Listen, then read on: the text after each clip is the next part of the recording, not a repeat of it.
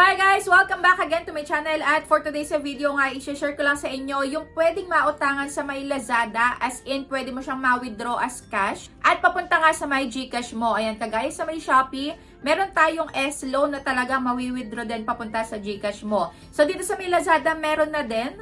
So kung hindi mo pa alam is, panoorin mo yung video na to hanggang dulo para malaman mo nga yung step by step kung paano i-activate at paano mapunta sa my GCash. At same day lang to ha. Legit na hindi 7 days dahil ito, installment mo talaga siyang mababayaran. So yan pwedeng 3 months, 6 months, 9 months, at 12 months. O diba bongga? So yan, simulan na natin.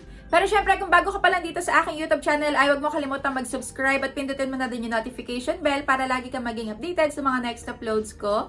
At sumali ka na din sa aking GCash giveaway every month at sa aking dalawang cellphone giveaway. Kung paano sumali, kailangan lagi ka lang updated sa mga ina-upload ko at huwag mo kong kalimutang i-PM sa aking Facebook page para maisali agad kita. So, eto nga, yung ipapakita ko sa inyo sa may Lazada. Yung iba sa inyo is nakapag-try na nito pero yung iba ay wala pa. So, dito nga pala makikita ang Fast Cash Credit. Ayan, so kung meron kayong Lazada app, i-open nyo na yan, punta na kayo sa account nyo.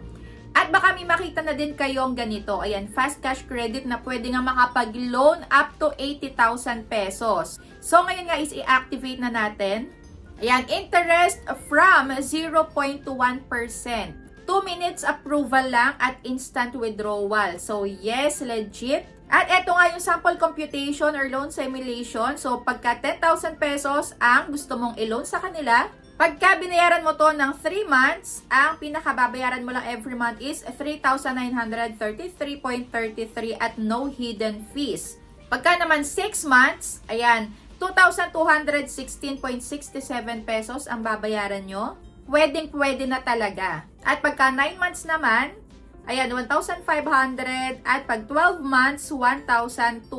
Syempre, depende din sa may haba ng paglo-loan mo yung pinakatubo na ipapatong dito. Kaya, ayun, i-try na natin. So, syempre, i-verify muna natin ang ating phone number. Ilagay nyo lang yung code dyan na magsesend sa inyo. At dito naman, kailangan pala kung ano yung ginamit nyo dun sa may last pay later nyo na ID, yun din yung gagamitin nyo dito sa may Lazada nga na Fast Cash. So, ayun, take selfie. Pagkayari nyo mag-selfie, kailangan nyong i-on yung inyong location. So, dapat naka-on yan.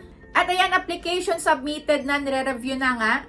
At halos lahat nga daw ng mga nag-a-apply dito, nag-activate nito is talagang naaaprubahan. So, yun na nga, meron na ditong 4,500, diba? Napakabongga. For first time nga, first time user, 4,500 agad, malaki-laki na din to. Plus, installment mo din siyang babayaran. So, ayun, i-withdraw na nga natin. Pero dito, kailangan yung inyong Lazada wallet is naka-activate muna. Ayan, kailangan ma-activate nyo muna yun dahil doon mapupunta nga yung ilaloan nyo dito. At pag napunta na doon sa may Lazada wallet nyo, pwede nyo nang ma-transfer papunta sa may GCash nyo. Kaso nga lang, medyo madiwara to kasi kung ano yung ginamit mo nga na identification card mo or ID mo doon sa may pag-activate mo nung last pay later is dapat yun din yung gagamitin mo dito. So dito nga sa may 4,500, 500 lang muna ang itatry ko. At sa may 1 month nga, ang pinakatubo lang ay 30 pesos. At sa may 2 months naman, ang pinakababayaran mo lang ay 280. Ayan, per month. Sa 3 months naman, ang babayaran mo 196.67. Ayan, sa loob ng 3 months. So dito, ang monthly interest amount ay 5.50%. So pwedeng-pwede na din. At kung 6 months naman, ayan, ang monthly interest ay same pa din. 113.34 naman ang babayaran mo sa loob ng 6 na buwan. So dito, ayan, withdraw ko na. Syempre, mag-agree muna tayo sa may terms and condition. At kung makikita nyo dito, ayan, napunta na sa may available balance natin yung 500. At nabawas na dito sa ating Lazada Fast Cash. O, diba? Napakabilis lang din. So, kagaya na sabi ko sa inyo kanina, kailangan naka-activate muna or fully verify nga ang inyong wallet. Ayan, yung inyong Lazada wallet. So, dito pagka nag-verify kayo ng Lazada wallet nyo, picturean nyo lang yung ID nyo na pinresent doon sa may last pay later tapos mag-facial verification ulit kayo. So, ito nga yung pinaka-loan details ng aking 500 pesos na tinry sa unang paglo-loan. So, ito yung interest rate is 5.5%. May service fee din pala na 0.5% at 1 month ko nga lang itong babayaran. So, ayun, bali, 30 pesos ang madadagdag lang. O, diba? Pwedeng-pwede na din. Lalo na kung hindi ka pa naaaprobahan dito sa may S-Loan. So, baka dito, meron ka na, itry mo na din, i-open mo na ang iyong Lazada account. So, dito pala, mamimili ka din ng loan purpose mo, syempre. At sa may account verification mo, ilagay mo lang dyan yung ibang information about sa'yo. Kagaya ng contact details, ayan, additional information para ma-update din at ayun, okay ka na.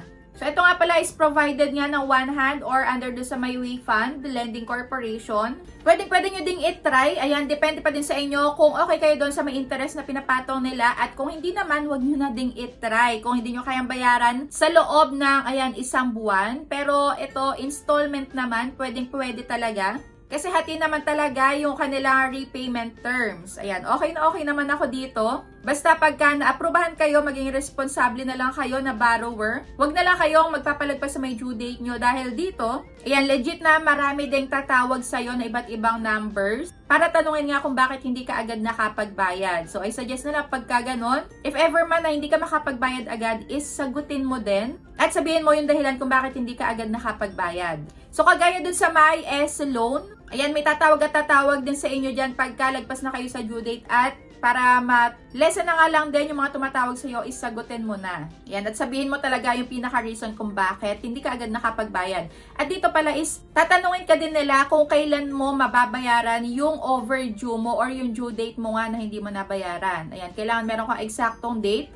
At sasabihin naman nga nila kung, ayun, payag ba sila sa may ganong date or hindi. Dahil doon, syempre, patuloy pa din yung tubo hanggat hindi ka nakakapagbayad sa kanila. So, ayan lang. Kung meron pa kayong tanong about dito sa may Lazada na fast cash, ay i-comment nyo na dyan sa may comment section. At kung okay ba kayo dito, kung ano pa yung iba nyo pang experience dito.